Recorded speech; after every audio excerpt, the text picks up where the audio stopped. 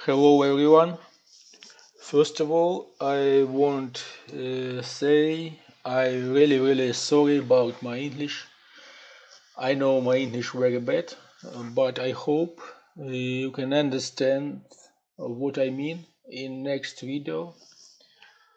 My videos about my program names STPanel. This program is adding for Solidworks and allow you automation processes create drawing. In this panel, many functions, for example, functions for create projection view, section view, for selecting views and many other options. Create views with break, align views, create new sheets and new views and place views in sheets for many details and assemblies. Create views for bodies in multi-body parts. Link BOM tables with views.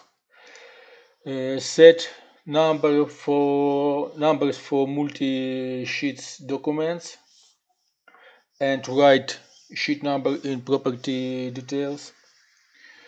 Create dimension chain.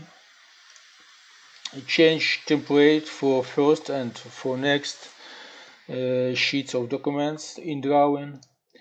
Generate entry string for parts. That string which assemblies the part is included in. And functions for change property in configuration. Property which value show in BOM table for configuration. It's maybe document name, configuration name, or specified user name. And many other functions. About these functions I tell you in next videos. Thank you.